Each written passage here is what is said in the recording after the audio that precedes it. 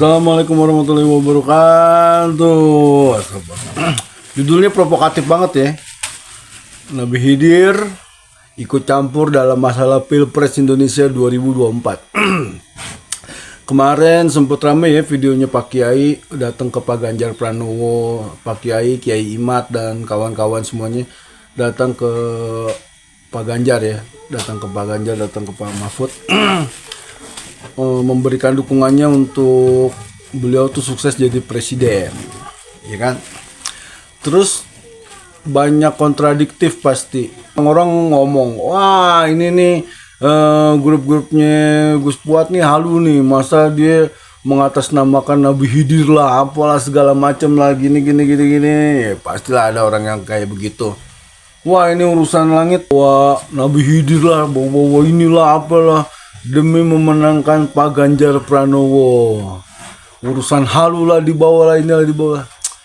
Kemarin gue sempat ke Rofa terus sempat ngobrol sama Pak Kiai. Bahkan santri-santrinya Pak Kiai itu pada bingung, pada shock, pada kaget. Jadi gini, banyak yang ngomong Pak Kiai berarti nanti Pak Kiai itu nggak komit. Kan kemarin urusan nasab ini kan nggak ada hubungannya sama politik. Kok sekarang jadi berhubungan dengan politik. Makanya banyak ada beberapa YouTuber juga kan akhirnya balik badan kan. Banyak yang mempertanyakan Pak Kiai itu kayak gimana. Beda lah sama gue. Kalau gue mah Pak Kiai mau kayak gimana ya gue ikutin terus walaupun sampai lubang biawak. Jadi gini, Pak Kiai juga ngomong kayak gitu. Kalau ngejelasin ke orang-orang banyak mah nggak susah. Yang susah itu ngejelasin ke teman-teman dekat. Jadi gini, urusan spiritual itu harus terbukti di alam faktual. Kan Pak Kiai sering ngomong kayak begitu ya. Masalahnya gini, yang nyuruh Pak Kiai datengin Pak Ganjar Pranowo itu adalah Bunyai Nurasana Watu Congol, yang notabene adalah muridnya Nabi Khidir. Bunyai itu nggak pernah punya guru ngaji, tapi dia bisa hafal Quran, bisa baca kitab, bisa ini, bisa itu, apa segala macam. Yang ngajar ya Nabi Khidir. Dan dia emang muridnya Nabi Khidir. Dan semua para wali-wali di tanah Jawa tahu bahwa beliau itu muridnya Nabi Khidir. Ketik aja Bunyai Nurasana Watu Congol, itu anaknya Kiai Dalhar Watu Congol di Magelang. Nah, antara murid-muridnya itu ada Gusmi, ada itu apa segala macam, ya kayak gitu deh. Nah, gue jadi keinget zaman Nabi Musa ya. Zaman Nabi Musa waktu itu ditanya sama orang, wahai Musa, apakah ada yang lebih pintar dari kamu selain kamu gitu? Wah kayaknya nggak ada deh, soalnya kan gue nih nabi nih. Akhirnya Allah ngomong sama Nabi Musa, ada yang lebih pintar dari engkau, cari, namanya Nabi Khidir. Akhirnya di surat Al-Kahfi itu ya, akhirnya Nabi Musa tuh ketemu sama Nabi Khidir. Akhirnya di situ Nabi Musa bingung, kok ini orang nggak ngejalanin syariat banget. Ketemu anak kecil di tengah-tengah jalan dibunuh lah, perahu dibolongin lah, terus ketemu daerah-daerah orang pelit malah rumahnya dibangun lah, apa segala macam. Ya detailnya lu udah pada tahu lah maknanya dari surat Al-Kahfi kayak begitu. Dan ada kiai besar tuh pernah cerita mau kayak gini, Musa itu mewakili akal, Nabi Khidir itu mewakili kolbu gitu. Jadi otoritas akal itu nggak bakalan bisa ngalahin otoritas kolbu. Nah, kolbu itu langsung dari Allah, langsung dari langit kayak gitu.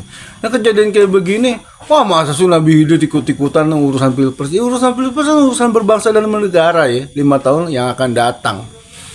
Mungkin karena Allah terlalu sayang, Rasul terlalu sayang, ya Allah itu ngutus Nabi Khidir. Nabi Khidir itu yang ngutus Bunyai Nurasana Watu Congol, ngutus Gus Puat.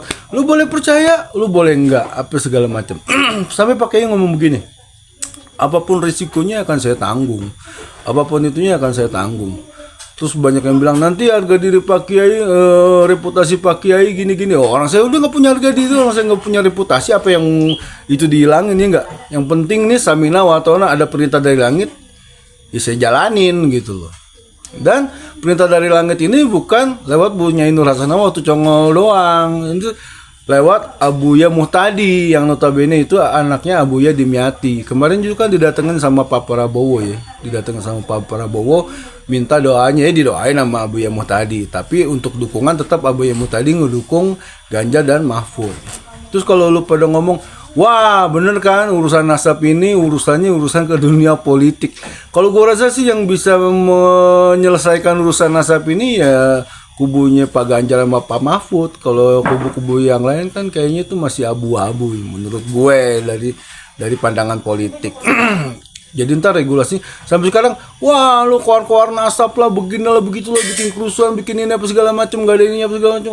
Ada, udah beres. Maksud gue gini, target tuh udah tercapai. Sekarang tuh Habib itu udah nggak berani lagi ngomong bahwa dia tuh jurian Nabi. Habib itu udah hati-hati, nggak bakal ngelakuin kriminal seenaknya kayak jidatnya dulu. Dia ngomongin orang kagak di penjara, dia beginilah, dia begitulah, ngebunuh orang lah, itu apa segala macam. Udah nggak ada sekarang, udah nggak ada. Sebenarnya tuh Indonesia tuh harusnya berterima kasih sama Kiai Imad, sama Pak Kiai Fuad dan yang lain-lain. Harusnya tuh kayak begitu menurut gue. Dan kalau ini urusan politik, Pak Kiai kan pernah ngomong, nggak pernah dari dulu track recordnya cari dia ngedukung apa segala macam, enggak. Dia ngedatengin politisi karena disuruh sama Nabi Khidir. Masalahnya lu mau percaya Nabi Khidir ada apa enggak apa segala macam, ya terserah lu. Wah, ada ngomong, wah kalau Nabi Khidir ada berarti Rasulullah itu tukang bohong. Rasulullah itu bohong karena Rasulullah pernah bersabda, lah Nabi abada, nggak ada Nabi setelah aku. Enggak, Rasulullah nggak pernah ngebohong.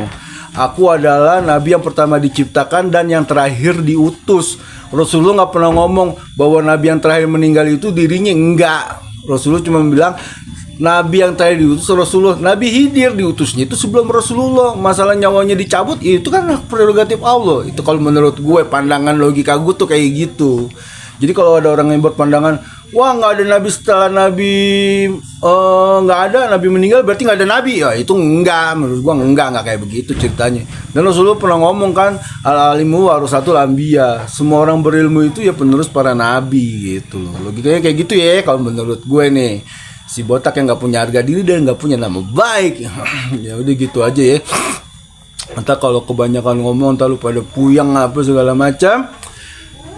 Gue kemarin jarang-jarang bikin aktivitas YouTube. Memang sebenarnya sih ini gue cuman hobi doang. Karena gue cinta, gue hobi, gue sayang sama pekerjaan gue yang ini. Mungkin kedepannya ini bakal jadi pekerjaan gue. Mungkin gue ntar bakal serius di dunia kayak beginian, di dunia. Lu mau terima bodo amat, nggak terima bodo amat nih. Gue bikin vlog ini buat anak cucu gue, biar ditonton sama anak cucu gue. Lu mau ngehina Pak Kiai silakan, lu nggak mau ngehina Pak Kiai silakan. Lu mau nurut Pak Kiai lebih bagus, lebih aman. Karena menurut gue seorang ulama itu ngomongnya tuh benar sama salah. Tapi kalau seorang bajingan itu tuh ngomongnya menang sama kalah gitu loh. Terus bang, kan ada statement Gus Dur itu, Pak Prabowo itu adalah orang paling ikhlas di Indonesia. Emang lah, gue akuin kebesaran hati Pak Prabowo. Kalau Pak Prabowo itu kagak ikhlas, kemarin itu udah chaos, udah rusuh apa segala macam. Dia jadi presiden, gue rasa misalnya dia yang kepilih jadi presiden, gue rasa dia akan menjadi presiden tuh yang paling sayang sama bangsanya. Kalau misalnya dia nggak jadi presiden lagi, ya benar kata Gus Dur, dia ikhlas, dia pasti legowo, dia pasti dapat segala macam gitu loh. Itu menurut analisa gue, itu menurut pendapat gue. Terserah lo mau percaya apa mau enggak. Gue kan cuma beropini ya. Opini gue bisa bener, bisa juga bener banget gitu loh. Ya udah gitu aja ya. Assalamualaikum warahmatullahi wabarakatuh.